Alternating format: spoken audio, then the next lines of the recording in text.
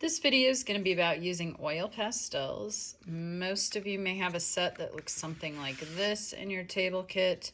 Even if they're broken, they are still good. You may find you've got to peel a little bit of the paper off. If the end is really flat, you may have to kind of adjust for that.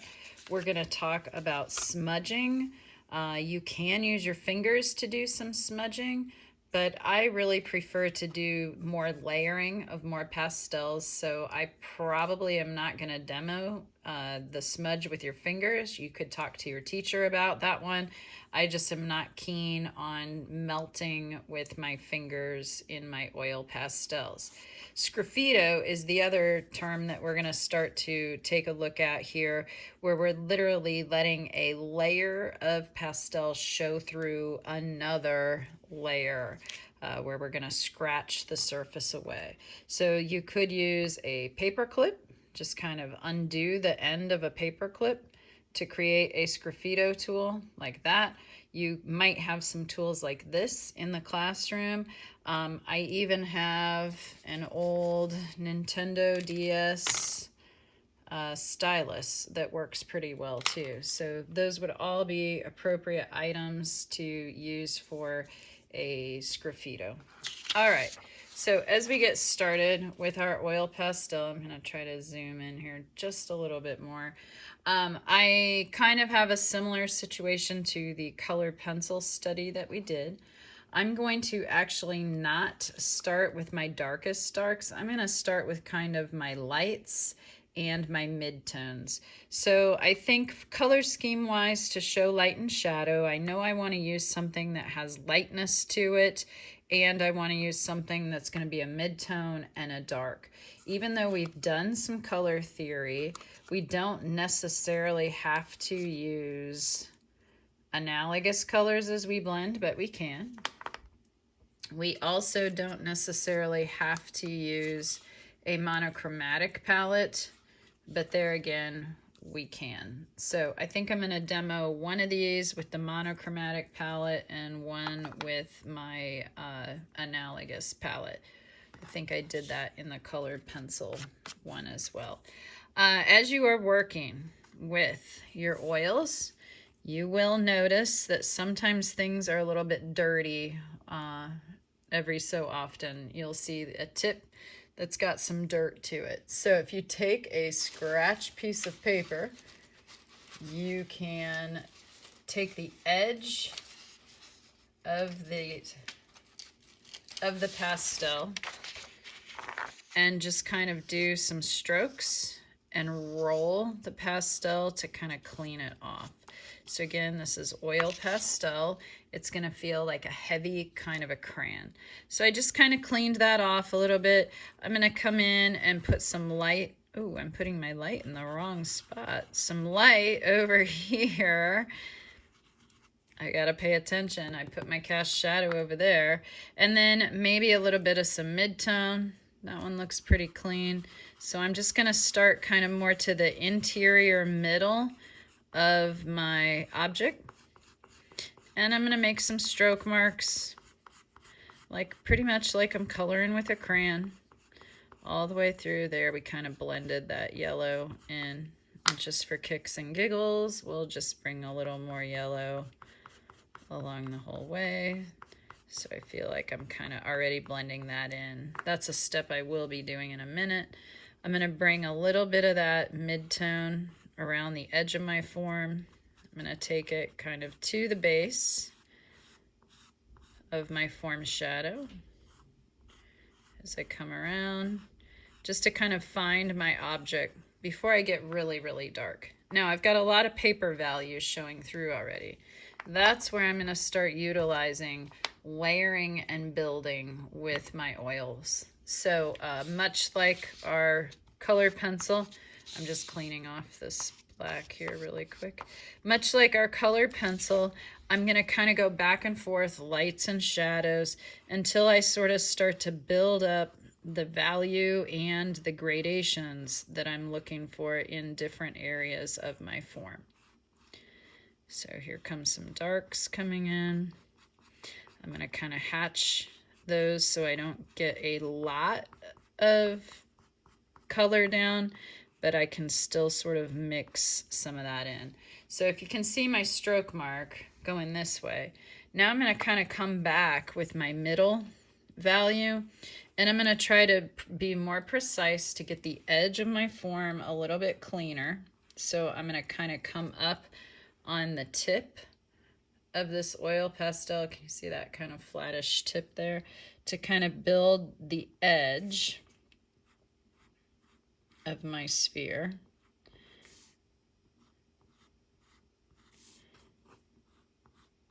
And then as I'm working that, I'm also starting to work around the sphere. So I'll talk about that in just a second. I want to get this little edge a little more defined right here. Now, as I come in to go across, basically I'm doing a hatching. So as I come through, I'm going to follow the curvature of the form and start to mix some of that darker green in. And it kind of fell away from me. So I'm going to put a little bit more of that darker green in. And I'm going to come back in and do some cross strokes with my mid value for my object. As I keep kind of bringing this up, I'm going to be bringing some of this medium yellow green up higher into where I had that yellow splotch that I kind of built some more yellow into. I'm going to bring that up right on in, and then I'm going to bring it back down towards the form side, the form shadow side of the object. Based on how much green I've already got in my form, I think I'm really going to end up writing most of this out with the yellow. So I'm going to bring some more yellow up to the top. That whole thing that I did with the edge, I'm going to look for a good edge, probably that one right there. And I'm going to be more precise at the edge of my form. Try to define that contour just a little bit more with a more controlled, harder edge. And then again, I'm going to kind of do similar to what I did down here. I'm going to follow the roundness of the form so my stroke marks fit with the type of form that I'm building. And as I kind of eventually work more layers, that's going to start to work up and get thicker and start to look pasty. I'm going to put a little bit of reflected light down here with some yellow down here, but it's going to look pasty, kind of like paint. Okay, now see these little guys, these little things on the table here?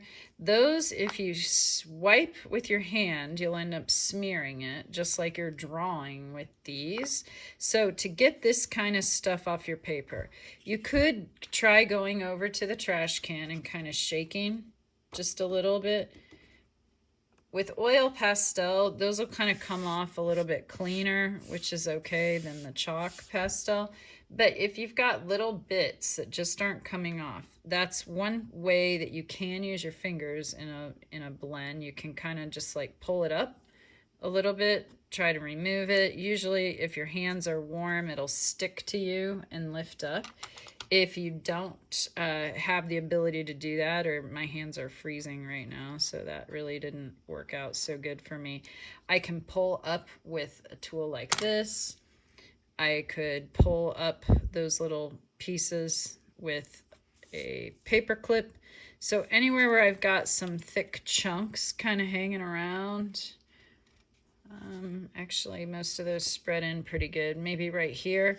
So what I'm gonna do is just take that little paper clip and kind of come along and wipe that surface where those little bits, those thick boogery bits are located.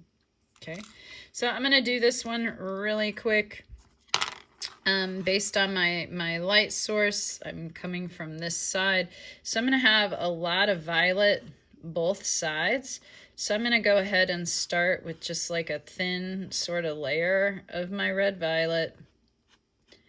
I'm going to end up building some black into this side, and I'm going to build some white into the other side. just so I get a nice contrast of both of those. I may go ahead, just so I can tell where that contour line is. I may go ahead and kind of put that edge in there and do a few strokes on top. I'm not pressing very heavy with the black at all because that black is going to be really dark and intense. So I eventually would end up layering those. I do want to kind of show you a little bit about that sgraffito though. So I think I'm going to kind of motor in and at least get this form a little bit defined. And then I can show you some sgraffito. So on a smooth form like this, I'm probably not going to have a ton of texture that I'm going to want to use. I got some black on there, so I'm going to take that off. But let's say I was doing some hair or a tail on an animal or some fur, or maybe drawing some kind of a fabric that has a really thick loopy quality to it, or some carpet, something like that, in an oil pastel, and I wanted to kind of like use that to my benefit. Well, a tool technique that I would be using would be to do some sgraffito. I was going to do it on this paper, but I'm going to save that for my next demo. I'm going to do that sgraffito technique right here. So if I take a light color, let's maybe go with this green, and let's say I'm going to make a ball look like it's got some fur to it. So I'm going to come in and put a light color down, and I want to cover the whole surface with it. I could still do my light and shadow. I could do all of that definition, but I'm just going to give you a quick sort of how-to, and then you can kind of come up with how you might apply that. There's also some beautiful images in your PowerPoint that show the use of sgraffito. To really show it off, I'm going to use a contrast, like a really big contrast. So I'm going to put black down on top of this. So right now it's going to look like I'm blending that black in, but really I'm barely pressing with the black so that it sort of sits right on top of the surface of the green. And I'll go ahead and clean that up just a little bit. So you can kind of see that green coming through the black right there. That's okay. If I want it to be truly covered, so I get all of that green covered, then I'll also do some strokes in a cross direction. That's just going to put more layers of black down on there. Okay. And then what happens when I scratch through, I'm going to do little like circle-y things. I hope you can see that. As I scratch through with like a stylus like this, or maybe my Nintendo Switch stylus, see how I still get some of that effect to come through. I could also use that paper clip. I get a really sharp, crispy line with the paper clip. So that's going to give me kind of some interesting textures in the work. Based on where I want highlights or shadows, I might use this in a hatching method to kind of create just a little bit more interest in whatever form I'm working on. I can also release more of the black in one area and leave more in another. So had I not taken as much off down here, that can also give me a little bit of a sense of light and shadow too, much like hatching that we did with the pen in the demo at the beginning of this drawing unit. Okay, so that's my sgraffito. I am going to show you on the rest of this like a little bit about the using your fingers. Not my, again, preferred activity. Sorry, I'm trying to get some of this off my fingers. Right now I got one of those little boogery pieces of oil pastels, so I'm just going to pick that up and wipe that off. So I could take my hand and start to blend by rubbing the oil pastel with my fingers. Some people love to work that way. I don't. Two reasons why I do not really enjoy working that way is, one, I do not like this all over my hands, and it just feels dirty and sticky, and I'm not a huge fan of it. Some people do like it because if you think about the heat of your fingers, that's going to melt that oil pastel, soften it, and it will get it to blend, much like blending it when I just put more oil pastel on top. But sometimes when we try to blend when there's not very much there, or if we get like a big piece or a chunk stuck on our finger, we're still going to get some of those crazy tracer marks of dark like I have right there right now. And then we get kind of this spot effect. So we start to pick up, can you see this right here, where it looks like the paper's covered, but just with like a stain of color. So that's kind of a big sign like, oh, that person did finger smudging for some of their technique. Some people, again, if you're looking for a texture or a certain result, that may be your way to go.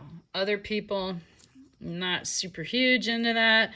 So we're gonna take our tools and we're just gonna use more media to blend the colors that we're looking to blend.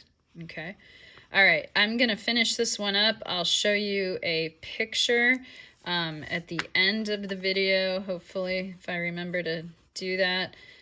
Before I edit and load this up, and you can sort of see my finished result as I layer in some white into this red violet and that black into the red violet, and I should again be doing a negative space so that I have something similar to like what you did with your colored pencil technique, a negative space behind here, some cast shadows coming out under my object. So for this, if I do put some black in, maybe I work a little bit of green in there just so it's not quite so contrasty and stark. So I may end up making a darker value of green.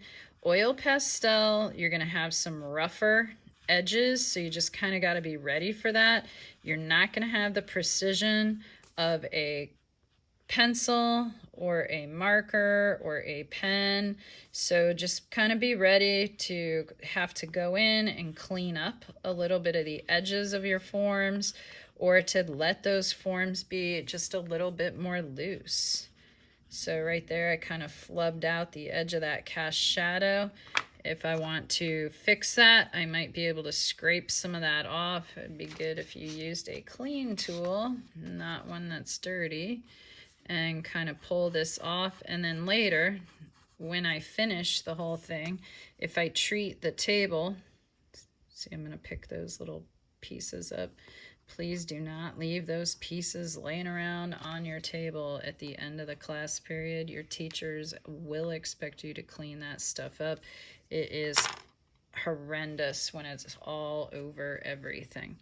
But as I kind of go in, I may end up doing a table color. Like maybe I use an orange down here, and I'll just blend up over the top of that so it won't even show.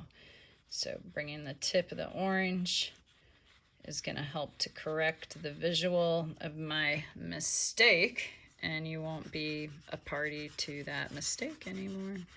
It will be gone, because I'm just going to layer a whole lot of orange right on top.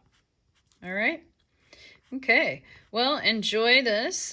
Good luck. A lot of people really love the oil pastel because of its painter-like quality. Hope you enjoy this. I hope this helps, and I hope you get a good grade on your boot camps.